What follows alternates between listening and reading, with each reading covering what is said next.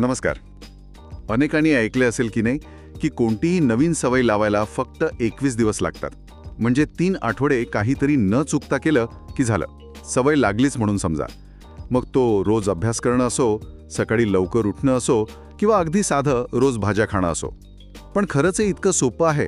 म्हणजे हा 21 दिवसांचा नियम किती खरा आहे? आज आपल्याकडे ना याच विषयावर काही इंटरेस्टिंग साहित्य आहे. एक अभ्यासाच्या नियोजनाचं पुस्तक आहे, काही ऑनलाईन चॅलेंजेसची माहिती आहे आणि काही लेख पण आहेत. हे सगळे या 21 दिवसांच्या कल्पनेमागचं मानसशास्त्र आणि खरं वास्तव काय आहे हे तपासतंय. तर आजच्या चर्चेचा आपला उद्देश हाच आहे की ही 21 दिवसांची कल्पना नक्की आली कुठून, ती खरंच काम करते का, आणि सगळ्यात महत्त्वाचं, नवीन सवयी नक्की कशा बनतात आणि टिकतात कशा. कारण मला वाटतं अनेकांना हा अनुभव आला असेल, अभ्यासाचा कंटाळा येणं किंवा एखादी सवय सुरू केली उत्साहात पण मध्येच सुटली. चला तर मग जरा खोलात शिरूया आणि बघूया काय काय सापडते ते. ही 21 दिवसांची आयडिया आकर्षक नक्कीच वाटते, कारण 3 आठवडे म्हणजे कसं अगदी आवाक्यात वाटतं नाही का. खूप जास्त नाही, खूप कमी नाही. आपल्याकडे जे साहित्य आहे त्यात याची काही चांगली उदाहरणं पण आहेत. एक आहे 21 दिवसांचे अभ्यास नियोजन नावाचं पुस्तक. त्याचं मुख्य उद्दिष्ट आहे की 21 दिवसांत अभ्यासाची सवय लावायला मदत करणं. या तिने एक त्रिसूत्री कार्यक्रम सांगितलाय. म्हणजे पहिला आठवडा पाया घालणे, यात शिस्तीवर भर आहे. रोज एका वेळी अभ्यास, पोमोडोरो टेक्निक वापरणं. अच्छा, ते 25 मिनिटे काम 5 मिनिटे ब्रेक. हो तेच. आणि सुरुवातीला सोपे किंवा आवडते विषय घ्यायचे.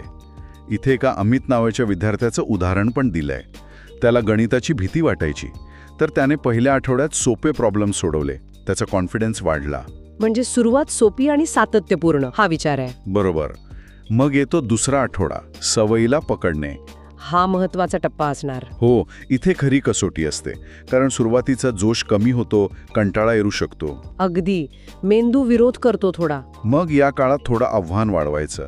अवघड विषय घ्यायचे, माइंड मॅप्स, फ्लो चार्ट्स वापरायचे, नोट्स काढायच्या. ग्रुप स्टडीचा पण उल्लेख आहे, पण तो फक्त चर्चेपुरता. नाहीतर गप्पांमध्येच वेळ जातो. अगदी. आणि मग शेवटचा आठवडा दृढीकरण, म्हणजे फायनल गिअर. यात रोज झोपण्यापूर्वी 15 मिनिटं रिव्हिजन, स्वतःची छोटी टेस्ट घेणं, असं काहीतरी. यामुळे मेंदूला सिग्नल जातो की हो, मी हे शिकलोय. बरोबर. आणि मग ती सवय बनते, असं हे पुस्तक म्हणतं. यासोबतच टाइम मॅनेजमेंट, अभ्यासाची जागा कशी असावी, मोबाईल दूर ठेवणं. आणि आरोग्य. हो ना, झोप, आहार, व्यायाम या सगळ्याचा संबंध जोडला आहे. हो. निरोगी शरीर आणि मन महत्वाचं आहे सवयींसाठी, हे पण सांगितलंय. हे खरंय की असा एक स्ट्रक्चर्ड प्लॅन, म्हणजे एक नियोजनबद्ध आराखडा अनेकांना सुरुवात करायला नक्कीच मदत करतो. एक दिशा मिळते. आणि ही कल्पना फक्त अभ्यासापुरती नाहीये बरं का. आपल्या स्रोतांमध्ये डार्टमाउथ विद्यापीठाच्या 21 डे चॅलेंज आयडियाचा पण उल्लेख आहे. अच्छा, त्यात काय आहे? त्यात पण आयुष्याच्या वेगवेगळ्या क्षेत्रांमध्ये असे छोटे 21 दिवसांचे बदल सुचवले आहेत. खूप मोठी यादी आहे. म्हणजे रोज थोडा व्यायाम करणं, जेवणात भाज्या किंवा फळं जास्त खाणं, रोज डायरी लिहिणं किंवा कृतज्ञता व्यक्त करणं. 21 दिवस सातत्याने या छोट्या सकारात्मक गोष्टी केल्या की त्या सवयी बनू शकतात. आणि याच प्रकारचं अजून एक उदाहरण आहे, ते म्हणजे 21 day gratitude and manifestation journal. हे थोडं वेगळं वाटतंय. हो, यात मानसिकतेवर जास्त भर आहे. यात 21 दिवस रोज कृतज्ञता आणि सकारात्मक विचारांवर लक्ष केंद्रित करायला सांगितलंय. याची प्रोसेस पण इंटरेस्टिंग आहे. रोज आपलं ध्येय किंवा इच्छा डाव्या हाताने लिहायची, म्हणजे आपण जो हात सहसा वापरत नाही त्याने. अच्छा, त्याने काय होतं म्हणतात ते? जर्नलनुसार असं केल्याने म्हणे मेंदूचे दोन्ही भाग उत्तेजित होतात, क्रिएटिव्हिटी वाढते. ओके. मग रोज 3 गोष्टींबद्दल कृतज्ञता व्यक्त करायची आणि का हे पण लिहायचं. हे महत्वाचं आहे. नुसतं धन्यवाद म्हणून नाही चालणार. बरोबर. मग पॉझिटिव्ह अफर्मेशन्स, म्हणजे सकारात्मक वाक्य, ती पण वर्तमान काळात लिहायची. जणू काही ते ध्येय ऑलरेडी साध्य झालंय. मग थोडा वेळ व्हिज्युअलायझेशन, म्हणजे ध्येय पूर्ण झाल्याची कल्पना करायची. आणि शेवटी दिवसभराचं सिंहावलोकन, दिवस कसा गेला, काय आव्हानं आली, काय शिकलो वगैरे. म्हणजे इथे सवयी सोबतच विचारांची दिशा बदलण्यावर पण फोकस आहे. कृतज्ञता आणि सकारात्मकतेतून संधी आकर्षित होतात, मानसिक आरोग्य सुधारतं असा विचार दिसतोय. हो. तर ही सगळी उदाहरणं आणि त्यांच्या पद्धती निश्चितच आकर्षक आहेत, अनेकांना प्रेरणा पण देतात. पण आता येऊया मुख्य मुद्द्याकडे. सवय बनण्याबद्दल विज्ञान काय म्हणतं. इथे खरी गंमत आहे. अगदी, कारण विज्ञानाचं म्हणणं या लोकप्रिय कल्पनेपेक्षा थोडं वेगळं आहे. आपल्या स्रोतांनुसार म्हणजे फोर्ब्स आणि युअर स्टोरीमध्ये लेखांप्रमाणे ही 21 दिवसांची कल्पना मुळात आली कुठून. तर 1960 मध्ये डॉक्टर मॅक्सवेल माल्ट्स नावाचे एक प्लास्टिक सर्जन होते. अच्छा, डॉक्टर होते ते. हो, त्यांनी त्यांच्या पेशंट्समध्ये एक गोष्ट नोटीस केली की सर्जरीनंतर स्वतःच्या नवीन चेहऱ्याला किंवा शरीराच्या भागाला मानसिकरित्या स्वीकारायला, जुळवून घ्यायला त्यांना सरासरी 21 दिवस लागायचे. म्हणजे फिजिकल चेंजला ऍडजस्ट व्हायला लागणारा वेळ होता तो. अगदी बरोबर. तो शारीरिक बदलांशी जुळवून घेण्याचा काळ होता. म्हणजे नवीन दिसण्याशी सरावण्याचा. तो काही एखादी नवीन वर्तणूक किंवा कृतीची सवय बनण्याचा काळ नव्हता. ओके. पण झालं काय की त्यांच्या या निरीक्षणाचा लोकांनी सोयीस्कर अर्थ काढला आणि तो नियम सरसकट कोणत्याही नवीन सवयीसाठी लावला गेला. फक्त 21 दिवसात सवय बदला. हे लोकांना इतकं आवडलं की ते खूप पॉप्युलर झालं. पण मग खरं संशोधन काय सांगतं? किती वेळ लागतो नक्की? हो, इथे येतो खरा रिसर्च. 2009 मध्ये युनिव्हर्सिटी कॉलेज लंडनच्या डॉक्टर फिलिपा लॅली आणि त्यांच्या टीमने एक खूप महत्त्वाचा अभ्यास केला. आणि त्यांच्या अभ्यासात काय आढळलं तर एखादी नवीन सवय पूर्णपणे अंगवळणी पडायला म्हणजे ऑटोमॅटिक व्हायला सरासरी 66 दिवस लागतात. तिप्पट. हो. आणि हे लक्षात घेणं खूप महत्वाचं आहे की ही फक्त सरासरी आहे, ॲव्हरेज. म्हणजे काहींना कमी, काहींना जास्त वेळ लागू शकतो. अगदी बरोबर. त्यांच्याच अभ्यासात असंही दिसलं की काही लोकांना एखादी सोपी सवय जसं रोज सकाळी उठल्यावर पाणी पिणं ही लागायला फक्त 18 दिवस पुरले. पण काही लोकांना समजा एखादी किचकट सवय असेल जसं रोज 1 तास व्यायाम करणं, त्यासाठी 254 दिवस पण लागले. बापरे, 254 दिवस म्हणजे जवळपास 8-9 महिने. हो, त्यामुळे तो 21 दिवसांचा आकडा किती अपुरा आहे हे लक्षात येतं. किती वेळ लागेल हे व्यक्ती, सवयीचा प्रकार आणि परिस्थिती या सगळ्यावर अवलंबून आहे. यामागे नक्की काय प्रक्रिया असते मेंदूमध्ये? यामागे आहे न्यूरोप्लास्टिसिटी म्हणजे मेंदूची लवचिकता. जेव्हा आपण एखादी गोष्ट पुन्हा पुन्हा करतो तेव्हा मेंदूत त्या कृतीसाठीचे न्यूरल पाथवेज म्हणजे मज्जापेशींचे मार्ग तयार होतात आणि ते अधिक मजबूत होत जातात. जसं आपण गवतातून रोज चाललो की पायवाट तयार होते तसं काहीसं. अगदी तसंच. आणि ही पायवाट पक्की व्हायला म्हणजे सवय ऑटोमॅटिक व्हायला वेळ लागतो. 21 दिवसांपेक्षा जास्त वेळ लागणं अगदी स्वाभाविक आहे. यात अजून एक महत्त्वाची संकल्पना आहे, ती म्हणजे हॅबिट लूप, सवयीचे चक्र. हॅबिट लूप ते काय असतं? त्यात 3 भाग असतात. संकेत, क्यू म्हणजे सवय सुरू करायला चालना देणारी गोष्ट. उदाहरणार्थ सकाळी उठल्यावर शूज दिसणं. मग येते सवय, रुटीन म्हणजे प्रत्यक्ष कृती. उदाहरणार्थ शूज घालून फिरायला जाणं. आणि तिसरा भाग म्हणजे बक्षीस, रिवॉर्ड, कृतीनंतर मिळणारं समाधान किंवा फायदा म्हणजे फिरल्यामुळे फ्रेश वाटणं. अच्छा, संकेत, सवय, बक्षीस. हो, मेंदूला हे बक्षीस मिळालं की तो परत तेच चक्र फॉलो करायला शिकतो आणि हे चक्र स्थिर आणि ऑटोमॅटिक व्हायला वेळ लागतो. याच संदर्भात फॉर्ब्सच्या लेखात टॉम बार्टॉन नावाच्या एका बिझनेस कोचने सवय बनवण्याचे 3 टप्पे सांगितले आहेत, जे मला जास्त प्रॅक्टिकल वाटतात. अच्छा, कोणते आहेत ते टप्पे? पहिला टप्पा आहे हनीमून, नावाप्रमाणेच. म्हणजे सगळं छान छान वाटतं तेव्हा. तिला खूप उत्साह असतो, प्रेरणा असते. असं वाटतं की हे तर सहज जमेल आपल्याला. हा, बहुतेक तो 21 दिवसांच्या चॅलेंजवाला काळ असतो. पण हा उत्साह कायम टिकत नाही, बरोबर? नाही. म्हणूनच येतो दुसरा आणि सगळ्यात महत्वाचा टप्पा, संघर्ष. The fight through. इथेच खरी परीक्षा असते म्हणायची. बरोबर. इथे सुरुवातीची प्रेरणा कमी होते, कंटाळा येतो, जुन्या सवयी परत ओढायला लागतात, अडचणी येतात. आज नको, उद्या करू, एक दिवस ब्रेक घेऊया असे विचार येतात. इथेच बहुतेक लोक हार मानतात. मग यातून बाहेर कसं पडायचं? बार्टो काही गोष्टी सुचवतात. पहिले म्हणजे हे मान्य करणं की मी आता संघर्षाच्या टप्प्यात आहे आणि मला यावर मात करायची आहे. दुसरं, स्वतःला 2 भावनिक प्रश्न विचारायचे. जर मी हे केलं तर मला कसं वाटेल आणि जर मी हे नाही केलं तर मला कसं वाटेल. म्हणजे भावनांना आवाहन करायचं. हो.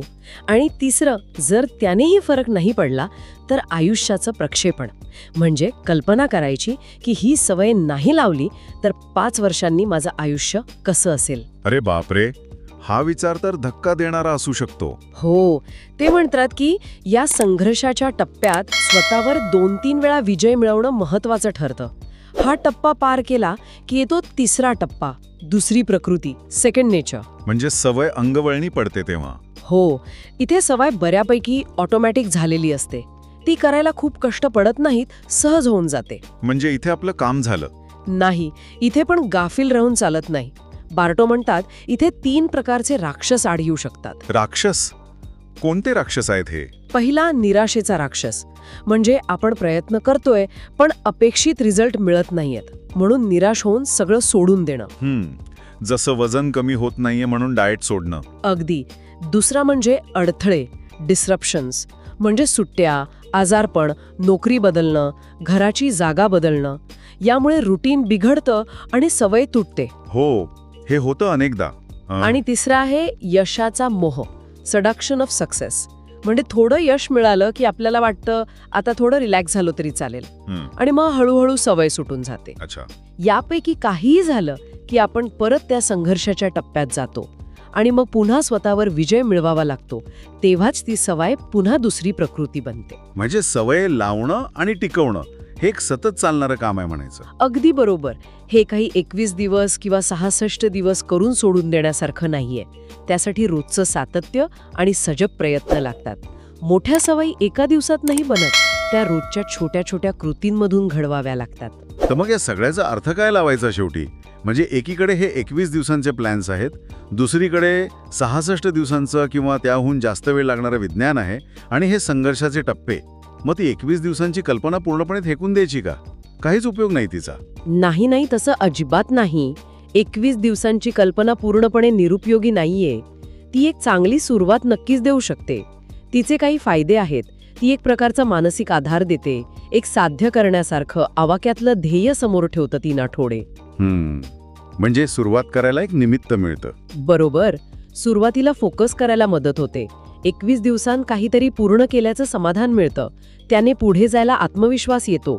आणि मला वाटतं सगळ्यात महत्त्वाचं म्हणजे कोणतीही नवीन गोष्ट सुरू करणं हेच अनेकदा कठीण असतं. हो, ते खरंय. हे 21 दिवसांचं आव्हान आपल्याला त्या सुरुवातीच्या जडत्वातून बाहेर पडायला एक प्रकारचा धक्का, एक पुश देतं. म्हणजे सुरुवात म्हणून ती चांगली आहे. हो, पण हे समजून घेणं अत्यंत महत्त्वाचं आहे की 21 दिवसांनी सवय पूर्णपणे ऑटोमॅटिक किंवा दुसरी प्रकृती झालेली नसते.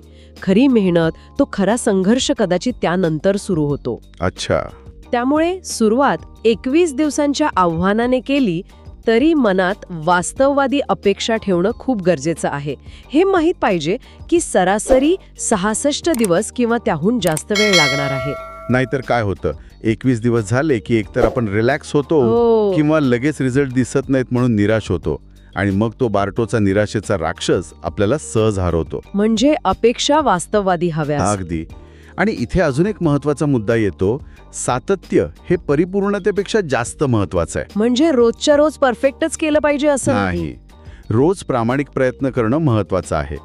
पण समजा एखादा दिवस चुकलाच, काही कारणाने किंवा सहजच, तर स्वतःला दोष देत बसण्यापेक्षा किंवा सगळं सोडून देण्यापेक्षा पुढच्या दिवशी लगेच परत रुळावर यायचं. यालाच जेम्स क्लिअर सारखे लेखक नेव्हर मिस ट्वाइस नियम म्हणतात. म्हणजे एक दिवस सुटला तरी चालेल, पण सलग 2 दिवस ती सवय चुकवू नका. ही चांगली टिप आहे. Never miss twice. हो, सातत्य टिकवण्यासाठी ही गुरुकिल्ली आहे.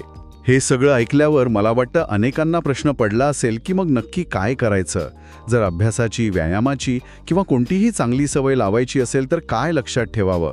या चर्चेतून काही प्रॅक्टिकल टिप्स काय मिळतील? मला वाटतं पहिली गोष्ट म्हणजे नियोजन, प्लॅनिंग. हो, ध्येय स्पष्ट हवं. स्मार्ट गोल्स म्हणतो तसं, स्पेसिफिक, मेजरेबल. हो, अचिवेबल, रेलेव्हंट, टाइम बाउंड, आणि आपल्या सवयीसाठी योग्य क्यू, रुटीन, रिवॉर्ड काय असेल याचा विचार करायला हवा. आणि संभाव्य अडथळ्यांचा विचार करून प्लॅन बी तयार ठेवणं. अगदी. म्हणजे सुट्टी आली तर काय करणार, आजारी पडलो तर काय करणार, हे आधीच ठरवलेलं बरं. दुसरी गोष्ट म्हणजे योग्य साधनांचा वापर. जसं आपण बोललो, पोमोडोरो, माइंड मॅप्स, गेमिफिकेशन, कृतज्ञता जर्नल, व्हिज्युअलायझेशन. आपल्याला काय सूट होतंय हे बघायला हवं. तिसरं, आरोग्य. हे खूप महत्वाचं आहे. पुरेशी झोप, चांगला आहार, थोडा व्यायाम. हो, कारण थकलेलं शरीर आणि मन नवीन गोष्टी शिकायला किंवा करायला तयार नसतं. आणि चौथं म्हणजे आपलं वातावरण. सवयीला मदत करेल असं वातावरण तयार करणं. बरोबर. अभ्यासाच्या टेबलवर मोबाईल न ठेवणं किंवा व्यायामाचे कपडे आदल्या रात्रीच काढून ठेवणं असे छोटे बदल पण खूप फरक पाडतात. हे झाले कृती आराखड्याचे मुद्दे. हो, आणि या सगळ्यासोबत सगळ्यात महत्त्वाची गोष्ट म्हणजे मानसिक तयारी आणि संयम, पेशन्स. हे मान्य करणं की तो संघर्षाचा काळ येणार आहे, तो प्रोसेसचा भाग आहे आणि त्यावर मात करायची तयारी ठेवणं. म्हणजे ही मॅरेथॉन आहे, स्प्रिंट नाही. अगदी 21 दिवसांत चमत्कार होईल अशी अपेक्षा न ठेवता धीर धरणं महत्त्वाचं आहे आणि नियमितपणे स्वतःच्या प्रगतीचा आढावा घेणं, त्यावर विचार करणं, रिफ्लेक्शन, जसं त्या जर्नलमध्ये होतं. हो, त्याने आपण कुठे आहोत, पुढे काय करायचं हे कळतं. बरोबर. आणि भविष्याचा विचार करून प्लॅनिंग केल्याने, म्हणजे अडचणींचा अंदाज घेऊन तयार राहिल्याने सवय टिकायला मदत होते. तर आजच्या चर्चेतून आपण हे पाहिलं की 21 दिवसांत सवय लावण्याची कल्पना लोकप्रिय जरी असली तरी विज्ञानानुसार सवय बनायला सरासरी 66 दिवस लागतात. आणि हा काळ प्रत्येकासाठी वेगळा असू शकतो. हनीमून, संघर्ष आणि सहज सवय हे टप्पे समजून घेणं, वास्तववादी अपेक्षा ठेवणं आणि मुख्य म्हणजे सातत्य टिकवणं हेच महत्त्वाचं आहे. अगदी. सवय बनवणं हा एक प्रवास आहे, 21 दिवसांची शर्यत नाही. आज आपण अनेक सवयी आणि त्यांच्या प्रक्रियेबद्दल बोललो. जाता जाता ऐकणाऱ्यांसाठी एक विचार. अशी कोणती एक लहानशी पण सातत्यपूर्ण कृती आहे जी तुम्ही निवडू शकता आणि ती पुढचे किमान 66 दिवस किंवा जोपर्यंत ती अगदी सहज होत नाही तोपर्यंत रोज करू शकता. अशी कृती जी तुमच्या भविष्यात एक सकारात्मक मोठा बदल घडून आणू शकेल. हा प्रश्न महत्त्वाचा आहे. कोणती असेल ती एक छोटी सवय जी तुमच्या आयुष्याला एक नवी चांगली दिशा देऊ शकेल?